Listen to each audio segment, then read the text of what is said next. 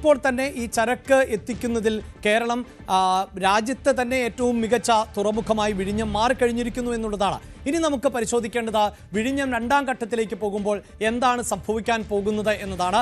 അതിലേറ്റവും എടുത്തു പറയേണ്ടത് വിഴിഞ്ഞം രണ്ടാം ഘട്ടത്തിലേക്ക് പോകുമ്പോൾ കോടിക്കണക്കിന് രൂപയുടെ നിക്ഷേപം ആണ് ഈ രണ്ടാം ഘട്ടത്തിൽ വരാൻ പോകുന്നത് എന്നതാണ്. ഏതാണ്ട് 10,000 കോടി രൂപയ്ക്ക് അടുത്തുള്ള നിക്ഷേപ പദ്ധതികൾ ആണ് ഈ രണ്ടാം ഘട്ടത്തിന്റെ ഭാഗമായി നടപ്പിലാക്കാൻ പോകുന്നത്. 9,700 കോടിയുടെ നിക്ഷേപത്തിന്റെ അടിസ്ഥാനത്തിൽ ആണ് ഈ രണ്ടാം ഘട്ട പ്രവർത്തനങ്ങൾ നടക്കുന്നത് എന്നുള്ളതാണ്. ഇനി ഈ രണ്ടാം ഘട്ടത്തിന്റെ കൂടി കൂടുതൽ വിശദാംശങ്ങളിലേക്ക് വരുമ്പോൾ എന്താണ് രണ്ടാം ഘട്ടം പൂർത്തിയാകുമ്പോൾ സംഭവിക്കാൻ പോകുന്നത് എന്നതാണ്. രണ്ടാം ഘട്ടം പൂർത്തിയാകുന്നതോടുകൂടി കണ്ടെയ്നർ കയറ്റുമതി എന്നത് വലിയ തോതിൽ വർദ്ധിക്കുന്ന സാഹചര്യം, അതായത് കയറ്റുമതിയുടെ കാര്യത്തിൽ കേരളം ഒരു പടി കൂടി മുന്നോട്ട് പോകും എന്നതിനോടൊപ്പം തന്നെ ഈ കണ്ടെയ്നറുകളുടെ ഇപ്പോൾ നമുക്ക് ഈ ചിത്രങ്ങളിൽ കാണാം, ഒരു ഷിപ്പിൽ ഏതാണ്ട് ഈ ഇഷ്ടികയൊക്കെ അടുക്കി വെച്ചിരിക്കുന്നത് പോലെ നമുക്ക് തോന്നുമെങ്കിൽ അത് കണ്ടെയ്നറുകൾ ആണ്. ഏതാണ്ട് 20 അടി നീളവും 8 അടി ഉയരവും 8.5 അടി വീതിയുമുള്ള വലിയ കണ്ടെയ്നറുകൾ ആണ്. ഈ കണ്ടെയ്നറുകൾ ഈ രണ്ടാം ഘട്ട നിർമ്മാണം പൂർത്തിയാകുന്നതോടുകൂടി റോഡ് മാർഗത്തിലൂടെ തന്നെ ഇവിടെ നിന്ന്, അതായത് വിഴിഞ്ഞം തുറമുഖത്ത് നിന്ന് അനായാസം നീക്കം ആരംഭിക്കും എന്നുള്ളതാണ്. അത് നിരവധിയായ തൊഴിലവസരങ്ങൾ മാത്രമല്ല, ഒട്ടേറെ മറ്റവസരങ്ങൾ കൂടി, അനുബന്ധ അവസരങ്ങൾ കൂടി ഈ റോഡ് മാർഗമുള്ള ഗതാഗതം ആരംഭിക്കുമ്പോൾ സംഭവിക്കാൻ പോകുന്നു എന്നുള്ളതാണ്. മറ്റൊരു വലിയ പ്രത്യേകത എന്നത് ഈ രണ്ടാം ഘട്ടത്തിൽ ഉണ്ടാകുന്ന ഏറ്റവും സവിശേഷമായ ഒന്ന്, വലിയ കപ്പലുകൾക്ക് ഈ രണ്ടാം ഘട്ടം പൂർത്തിയാകുമ്പോൾ വിഴിഞ്ഞം തുറമുഖത്ത് നിന്ന് ഇന്ധനം നിറയ്ക്കാനുള്ള സാഹചര്യം ഉണ്ടാകും എന്നുള്ളതാണ്. അതായത് സുരക്ഷാ സംവിധാനങ്ങളൊക്കെ ഒരുക്കിക്കൊണ്ട്, നമുക്കറിയാം കോടിക്കണക്കിന്, അത് ഒരുപക്ഷെ ഒരു സാധാരണ മനുഷ്യൻ്റെ മനസ്സിൽ കണക്കിലാക്കാവുന്ന തുകയേക്കാൾ വലിയ ഉയർന്ന തുകയുടെ ബിസിനസ്സാണ് ഈ വിഴിഞ്ഞത്തൊക്കെ നടക്കുന്നത്. അപ്പോൾ ഇന്ധനം നിറയ്ക്കുന്നത് ഉൾപ്പെടെ അതീവ സുരക്ഷാ സംവിധാനങ്ങളോടുകൂടി നടപ്പിലാക്കേണ്ട ഒന്നാണ്. രണ്ടാം ഘട്ടം പൂർത്തിയാകുന്നതോടുകൂടി വലിയ മദർ ഷിപ്പുകൾക്ക് അവിടെ നിന്നുകൊണ്ട് ഇന്ധനം നിറയ്ക്കാൻ സാധിക്കും എന്നതാണ് ഈ രണ്ടാം ഘട്ടത്തിൻ്റെ നിർമ്മാണം പൂർത്തിയാകുന്നതോടുകൂടി വിഴിഞ്ഞത്ത് സാധ്യമാകാൻ പോകുന്നത്. മറ്റൊന്ന്, ഈ രണ്ടാം ഘട്ടത്തിലെ യാർഡിൽ 1,00,000 കണ്ടെയ്നറുകൾ സൂക്ഷിക്കാം എന്നതാണ്. ഒരുപക്ഷെ ഈ കണക്കും പ്രേക്ഷകർക്ക് എത്രത്തോളം ഉൾക്കൊള്ളാൻ പറ്റുന്ന ഒന്നാണ് എന്നത് അറിയില്ല. കാരണം ഈ ദൃശ്യങ്ങളിൽ കാണാം, നേരത്തെ നമ്മൾ ആകാശ ദൃശ്യങ്ങളൊക്കെ കാണിക്കുമ്പോൾ അറിയാം ഈ കണ്ടെയ്നറുകൾ ഇങ്ങനെ അടുക്കി വെച്ചിട്ടുള്ളത്. അങ്ങനെ 1,00,000 കണ്ടെയ്നറുകൾ എന്ന രീതിയിലേക്ക് ഈ യാർഡിൻ്റെ കപ്പാസിറ്റി മാറുന്നു എന്നതാണ് എടുത്തു പറയേണ്ടത്. അതോടൊപ്പം തന്നെ ഈ ഞാൻ സൂചിപ്പിച്ചു കഴിഞ്ഞു, വലിയ കൂറ്റൻ കപ്പലുകൾ ആണ് കേരള തീരത്തേക്ക് എത്തുന്നത്. വിഴിഞ്ഞത്തിൻ്റെ ഒരു പ്രത്യേകത തന്നെ അതാണ്. അതായത് പല തുറമുഖങ്ങളിലേക്കും വമ്പൻ മദർഷിപ്പുകൾക്ക് എത്തിക്കാൻ പറ്റാത്ത, അല്ലെങ്കിൽ നങ്കൂരമിടാൻ പറ്റാത്ത പശ്ചാത്തലമാണ് ഉള്ളത് എങ്കിൽ വിഴിഞ്ഞത്ത് എത്ര വലിയ മദർഷിപ്പുകൾ വേണമെങ്കിലും നങ്കൂരമിടാൻ പറ്റുന്ന ഒരു സാഹചര്യം ആണ് രണ്ടാം ഘട്ടത്തോടുകൂടി സൃഷ്ടിക്കപ്പെടുന്നത് എന്നത് മാത്രവുമല്ല, ഒരേ സമയം തന്നെ, അതായത് അറ്റ് എ ടൈം എന്ന് തന്നെ പറയാം, അവിടെ ഏതാണ്ട് 5 മദർഷിപ്പുകൾ ഒരേ സമയം തന്നെ നങ്കൂരമിടുന്നു എന്നതാണ്. ലോകത്തിൻ്റെ പല കോണുകളിൽ നിന്ന് കേരളത്തിലേക്ക് എത്തുന്ന, വിഴിഞ്ഞം പോർട്ടിലേക്ക് എത്തുന്ന ഷിപ്പുകൾ സാധാരണ നിലയിൽ ഒരു ഷിപ്പ് തീരത്ത് അണഞ്ഞ് അവിടെ നിന്ന് ഈ കണ്ടെയ്നറുകൾ നീക്കം ചെയ്ത ശേഷം അടുത്ത ഷിപ്പ്, അങ്ങനെയാണ് പലപ്പോഴും ഈ ചരക്ക് നീക്കങ്ങൾ നടക്കുന്നത് എങ്കിൽ ഇനി അതിൽ ചരിത്രപരമായ മുന്നേറ്റമാണ് നടക്കാൻ പോകുന്നത്. 5 മദർഷിപ്പുകൾ ആണ് നേരിട്ട് ഒരേ സമയം ഇവിടെ തീരത്തോട് അടുപ്പിക്കാൻ സാധിക്കുന്നത്. അതിന് പ്രധാനപ്പെട്ട കാരണം എന്നത് ഈ ബർത്തിൻ്റെ നീളം വർദ്ധിപ്പിക്കുന്നു എന്നുള്ളതാണ്. നിലവിൽ 800 മീറ്ററിൻ്റെ ബർത്ത് 2 കിലോമീറ്റർ എന്ന നിലയിലേക്ക് അതിൻ്റെ ദൂരം വ്യാപിക്കുന്നു എന്നുള്ളതാണ്. അപ്പോൾ നീളം കൂടിയ, ദൈർഘ്യം കൂടിയ ഷിപ്പുകൾ, മദർ ഷിപ്പുകൾ അടക്കം ഈ തീരത്തേക്ക് അടുപ്പിക്കാൻ അനായാസം സാധിക്കും എന്നതാണ് എടുത്തു പറയേണ്ടത്.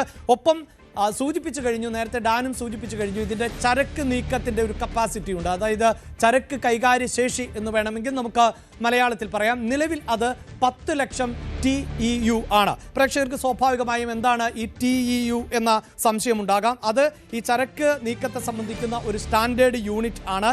വളരെ ലളിതമായി പറഞ്ഞാൽ 20 ഫുട്ട് ഈക്വലന്റ് യൂണിറ്റ് എന്ന് പറയാം. അതാണ് ഞാൻ നേരത്തെ സൂചിപ്പിച്ചത്. അതായത് ഇപ്പോൾ ഈ ദൃശ്യങ്ങളിൽ കാണുന്ന കണ്ടെയ്നറുകൾ, ആ ഒരു കണ്ടെയ്നറിൻ്റെ നീളം എന്നത് 20 അടിയാണ് എന്നതാണ്, ഏതാണ്ട് 6.1 മീറ്റർ.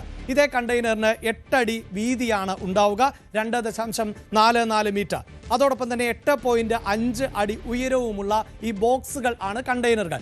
അങ്ങനെയുള്ള 10,00,000 കണ്ടെയ്നറുകൾ ആണ് കൈകാര്യം ചെയ്യാൻ സാധിക്കുന്നത് എങ്കിൽ പ്രേക്ഷകരെ നിങ്ങൾ ഓർക്കുക, ഈ രണ്ടാം ഘട്ടം പൂർത്തിയാകുമ്പോൾ 57 ലക്ഷം യൂണിറ്റുകൾ, ഈ കണ്ടെയ്നറുകൾ 57 ലക്ഷം കണ്ടെയ്നറുകൾ അനായാസം വിഴിഞ്ഞം തുറമുഖത്ത് കൈകാര്യം ചെയ്യാൻ പറ്റും എന്നതാണ്. അതായത് ലോകത്ത് തന്നെ ഇത്രയും അധികം കണ്ടെയ്നറുകൾ കൈകാര്യം ചെയ്യാൻ ശേഷിയുള്ള നമ്പർ 1 തീരമായി അല്ലെങ്കിൽ നമ്പർ 1 തുറമുഖമായി മാറും എന്നതാണ് ഈ ഘട്ടത്തിൽ നമുക്ക് എടുത്തു പറയേണ്ടത്.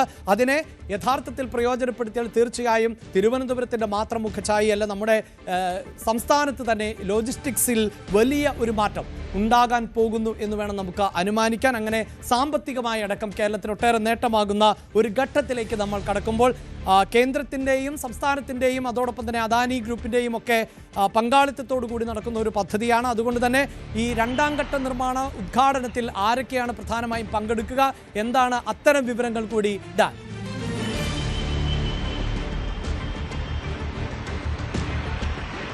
പ്രധാനമായി മുഖ്യമന്ത്രിയാണ് ഈ ചടങ്ങിന്റെ ഉദ്ഘാടനം നിർവഹിക്കുന്നത്. അതായത് നിയമസഭാ തെരഞ്ഞെടുപ്പ് അടുത്തു വരികയാണ്.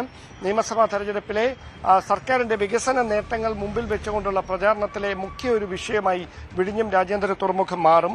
അതോടൊപ്പം എടുത്തു പറയുന്ന കാര്യം 2045 പൂർത്തിയാക്കാൻ വിഭാവനം ചെയ്ത പദ്ധതിയാണ് 17 വർഷം മുമ്പ് പൂർത്തിയാക്കാനുള്ള ഒരു പ്രൊജക്ട് തയ്യാറായി അത് യാഥാർത്ഥ്യത്തിലേക്ക് അടുക്കുന്നത് എന്നതാണ് ഇതിന്റെ ഏറ്റവും വലിയ സവിശേഷത. അതായത് 2045 മാത്രമേ ഇതിന്റെ രണ്ടാം ഘട്ടം പൂർത്തിയാകുകയുള്ളൂ എന്നായിരുന്നു പ്രതീക്ഷ. അവിടെയാണ് രണ്ടാം ഘട്ടത്തിന്റെ നിർമ്മാണം 2026 തുടങ്ങി 2028 അവസാനിക്കുന്നത് പോലെ, അതായത് 10,000 കോടി രൂപ ചെലവിൽ അതിന്റെ നിർമ്മാണം അവസാനിക്കുന്ന പോലെ ഒരേ സമയം 5 മദർഷിപ്പുകൾക്ക് വിഴിഞ്ഞത്തെ ബർത്തിലടുക്കാൻ കഴിയുന്ന തരത്തിലുള്ള വലിയ വികസന പദ്ധതിക്കാണ് ഇന്ന് തുടക്കം കുറിക്കുന്നത്. അതായത് ഒരേ സമയം ഈ റിംഗ് റോഡിന്റെയും റെയിലിന്റെയും ഒക്കെ നിർമ്മാണ പ്രവർത്തനങ്ങൾ അത് കൃത്യമായ സമയബന്ധിതമായി പൂർത്തിയാക്കുന്നതിലൂടെ അനുബന്ധ മേഖലകളിലും വികസനം ഉറപ്പുവരുത്താൻ കഴിയുമെന്ന വലിയ പ്രതീക്ഷയിലാണ് സർക്കാർ.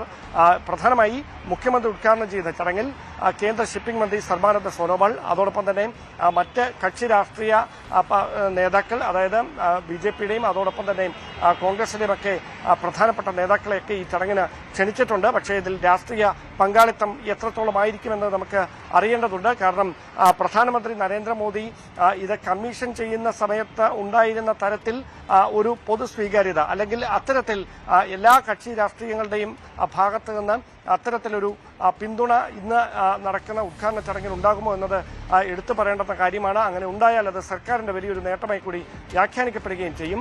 എന്തായാലും ഈ അനുബന്ധ പ്രവർത്തനങ്ങളുമായി ബന്ധപ്പെട്ട കൂടിയാലോചനാ യോഗങ്ങളിലൊക്കെ എല്ലാ പ്രതിപക്ഷ കക്ഷികളുടെയും സാമുദായിക സാമൂഹിക സംഘടനകളുടെയൊക്കെ കൃത്യമായ സാന്നിധ്യം ഉറപ്പുവരുത്താൻ, പങ്കാളിത്തം ഉറപ്പുവരുത്താൻ കഴിഞ്ഞിരുന്നു അദാനി പോർട്ടിന്. അതുകൊണ്ട് തന്നെ ഇന്നും സമാനമായ തരത്തിൽ എല്ലാ ജനവിഭാഗങ്ങളുടെയും സാന്നിധ്യം ഉറപ്പുവരുത്തിക്കൊണ്ട് തന്നെയായിരിക്കും രണ്ടാം ഘട്ടത്തിന്റെ നിർമ്മാണ ഉദ്ഘാടനവും നടക്കുക. വലിയൊരു താൽക്കാലികമായി ക്രമീകരിച്ചിരിക്കുന്ന വലിയൊരു പന്തലിലായിരിക്കും ഈ ചടങ്ങ് നടക്കുക. ഏതാണ്ട് 5000-ഓളം പേർക്ക് ഇരിക്കാനുള്ള ക്രമീകരണം അവിടെ സജ്ജമാക്കിയിട്ടുണ്ട് എന്നാണ് നമുക്ക് മനസ്സിലാക്കാൻ കഴിയുന്നത്. വലിയ ചൂടുണ്ട്, ആ ചൂടിനെയൊക്കെ അതിജീവിക്കാൻ കഴിയുന്ന തരത്തിലുള്ള ജർമ്മൻ ടെന്റാണ് അവിടെ സജ്ജമാക്കിയിരിക്കുന്നത്. വൈകുന്നേരം 4 മണിക്കാണ് ഈ ഉദ്ഘാടന ചടങ്ങ് നടക്കുക. എന്തായാലും വിഴിഞ്ഞം തുറമുഖം കേരളത്തിന്റെ മുഖച്ഛായ തന്നെ മാറ്റിക്കൊണ്ടുള്ള വികസന പദ്ധതിയായി മാറുകയാണ്. അവിടെ ഓരോ ഘട്ടങ്ങൾ പൂർത്തിയാകുമ്പോൾ അതിവേഗമാണ് ഈ രണ്ടാം ഘട്ട നിർമ്മാണം പൂർത്തിയാകാൻ പോകുന്നത്. 2028 തന്നെ രണ്ടാം ഘട്ട നിർമ്മാണ പ്രവൃത്തികൾ പൂർത്തിയാക്കും എന്ന ഉറപ്പോടുകൂടിയാണ് ഈ രണ്ടാം ഘട്ട നിർമ്മാണ പ്രവർത്തനങ്ങളിലേക്ക് കടക്കാൻ പോകുന്നത്. സാധാരണ എപ്പോഴും ന്യൂസ് ടെൻസ് വിവാദ വാർത്തകളോടുകൂടിയാണ് ആരംഭിക്കാറുള്ളത്. എങ്കിൽ ഇന്ന് കേരളത്തെ സംബന്ധിച്ചിടത്തോളം ഒരു പക്ഷേ വലിയ വികസന കുതിപ്പിന് വഴിയൊരുക്കാവുന്ന അതിവേഗ റെയിൽ എന്നതിൻ്റെ പഠനം ആരംഭിക്കാൻ പോകുന്നു. അതോടൊപ്പം വിഴിഞ്ഞത്തിൻ്റെ രണ്ടാം ഘട്ടം എന്ന 2 വികസന ഊന്നൽ നൽകിക്കൊണ്ടുള്ള വാർത്തകളുമായാണ് ഇന്ന് ന്യൂസ് ടെൻസ് ആരംഭിക്കാൻ സാധിച്ചത്. ഇനി തീർച്ചയായും നമുക്ക് രാഷ്ട്രീയവും വിവാദവും ഒക്കെ ചർച്ച ചെയ്യേണ്ടതുണ്ട്. അത് ഇടവേളയ്ക്ക് ശേഷം. കൂടുതൽ വാർത്തകൾക്ക് news 18 Keralam YouTube channel subscribe ചെയ്യുക.